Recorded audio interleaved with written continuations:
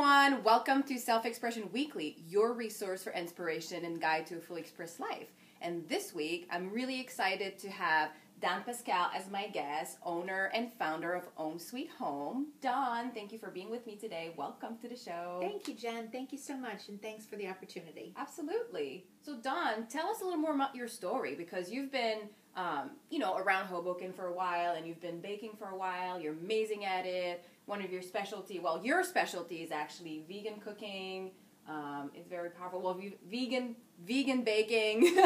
Right. And it's really, really, an important matter today that a lot of people are interested with. So tell me a little more about your story. So I started baking on the side as part of my sort of life with corporate America and sort of trying to follow a passion of mine since 2005, and I started Simply Home Goods, and I was just really doing traditional baked custom cakes, special events, birthdays, weddings, etc. Nice. And in 2013, corporate America cut the shackles of the bondage of 20-something plus years of working in the financial industry. And, a month later, that was January of last year, and a month later I took a vegan baking course, and it really changed my life. Wow. The teacher was absolutely fabulous, and, she inspired me to think about baking in a whole different capacity. So Home Sweet Home was born around about April or May of last year, and by June I had my first wholesale client, and that's it. I've been baking wholesale and still doing special events and birthdays and weddings, etc., but now really focusing on vegan and gluten-free. And that's really incredible, because you've said it was last year or a year ago, and now Dawn is actually nominated for one of the Women in Business of the Year. That's really, really, really powerful. Yes. No, congratulations. Thank you very much, and I'm really, really excited. Yeah. I'm really excited, and I'm honored that I was recognized for all of the stuff that I've done for the past year and a half. So it really is makes me know that what I'm doing really is the right thing, finally, in life. That is so nice. Like talking about, a sign of yeah, your totally. Right. Yeah. So I know that in everything you do, you put love into it, and you are all about flavor and beauty. So what do you love the most about marrying both of them together? So really what it is it starts with the conversation that I have with the customer or the client, and it's really trying to interpret what they want to bring forward to their special event, and then trying to translate that into something that they're going to enjoy with all of their friends and family. So making it look beautiful, making it taste absolutely fabulous, and knowing that it's something that's better for them, really just, it's really very rewarding. That's amazing. Yeah. And, knowing your story, that you've been 20 years in corporate America, and something happened, and then you're embracing your passion. What would you tell the little girl you were in the kitchen? So, it's sort of I have mixed opinions about that. So I would definitely want to say I would tell my little self to follow your passion and continue cooking and baking and doing what you love. I can't say, though, that the 20-something years that I've spent as a project manager and all the work that I've done isn't helping me today as well with the work that I'm trying to do. Oh, absolutely. So, it's sort of with mixed emotion. I would definitely tell her, first off, follow your passion, go to culinary school, do what really makes you happy. Maybe take a couple of project management courses. Really doesn't help, especially when you're dealing with customer service and customer relations and dealing with clients. But I would say, don't give up the dream of cooking and baking. That's awesome. And every experience, like you said, it's never lost. Like no matter the path that we take and what we do, there's always a way that it's going to be useful in whatever endeavor we have. Right, and we may not know it at the time. Yeah. But it really was a really very useful experience. It was. Great. And I know you have a lot of faith. I do. You're a believer. So tell us more about that. So, I feel that everything happens for a reason. And I do have faith that there is a larger plan that has been laid out for me, and and that I just have to be diligent in believing that that plan will come to fruition, it will happen, and be open to the people that I'm meeting, not expect a particular outcome, be open to anything else that may be presenting itself to me, and use all of those opportunities as, chances of furthering what I really want to do. But never forget that you need to have faith in yourself, faith in a higher power, faith in God, that He'll help me through, to get to my end goal. Absolutely. And it's actually a very powerful place to come from, to It is. allow yourself to believe like that and also follow your heart, but know that there's somebody that is supporting you in that, or someone. And it's not, I'm not saying that it's not, I'm not saying that it's easy. It's difficult at sometimes when you feel that you're sort of at wit's end and you don't really know what your next step is, or you are scratching your head sort of wondering why a particular instance or situation happened, and how do you find the grace in that situation. So that's what I've really been trying to tell myself over the past year and a half is, how do you find the grace in all the situations that are presented to you? And how do you go about that? Like when you're finding the grace and something happens.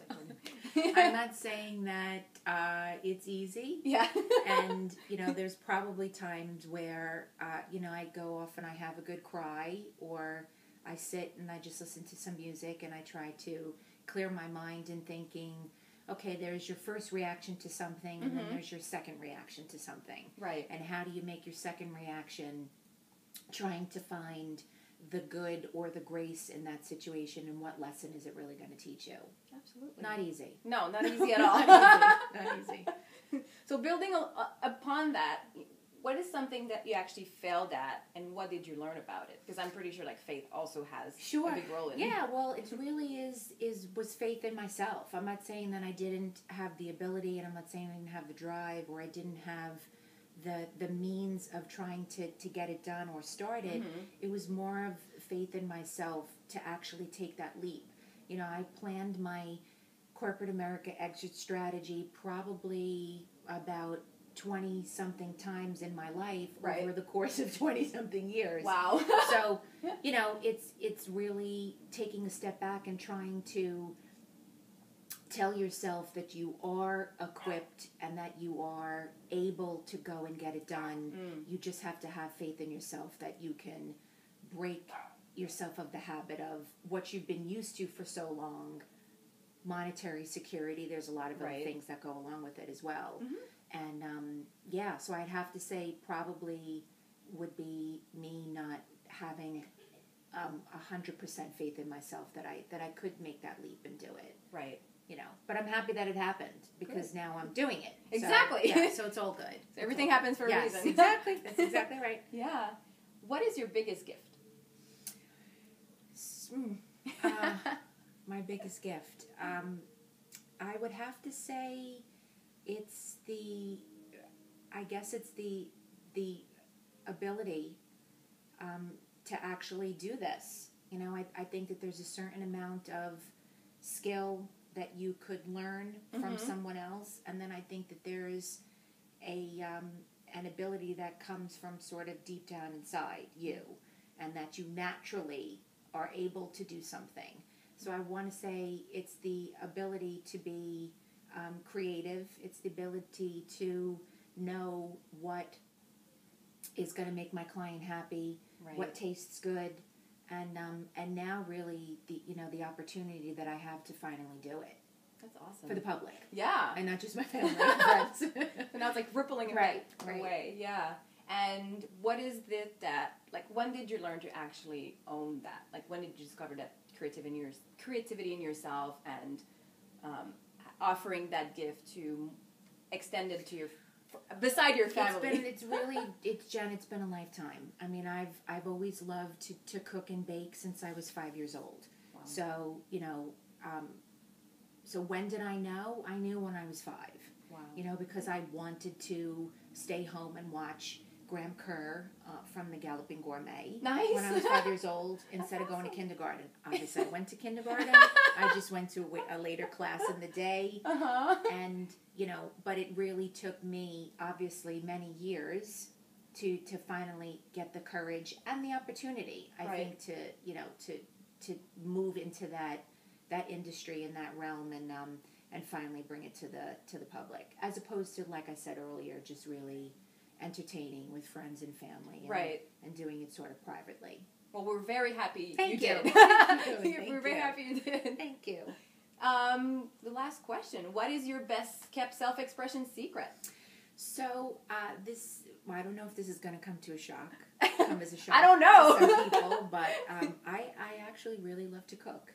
Nice. And I've always loved to cook. We're so shocked about that. But, cooking and baking are really two very distinct and separate things. Yes. Cooking is a little bit more wild and creative, and baking is really very structured and analytical, and you have to follow the recipe. Oh, yeah. That's probably why I'm a cook. Proportions. Well, there you go. But when I'm feeling like I need a little help being creative, I'll just go in the kitchen and I'll cook something, and that helps the creative juices flowing, and that actually helps me orchestrate some baking recipes. Nice. It's all inspiration. It's all, yes, it is my own sort of personal inspiration, exactly. Great. Well, thank you. Thanks for being with us today. Thank you. That was great. I appreciate it. Thank you. Well, thank you for watching, and please make sure, before I go into the next part, where can they find you? Where can our viewers find you? So currently I am selling my baked goods at Red Lion Coffee in Hoboken, Buey Cafe in Hoboken, Bean Vault Coffee, Hoboken Hot House, all in Hoboken, as well as Word Bookstore and the Kitchen at Grove Station in Jersey City. I also have other locations, but those are really those are my main clients. Great. Awesome. Thank you. Thank you. So please also make sure to visit www.selfexpressionseries.com. I have workshop upcoming next year about beauty, self-expression, obviously. And also, if you want to sign up to my mailing list and get all the VIP information, that would be amazing. So please stay tuned for next week, and thanks for watching.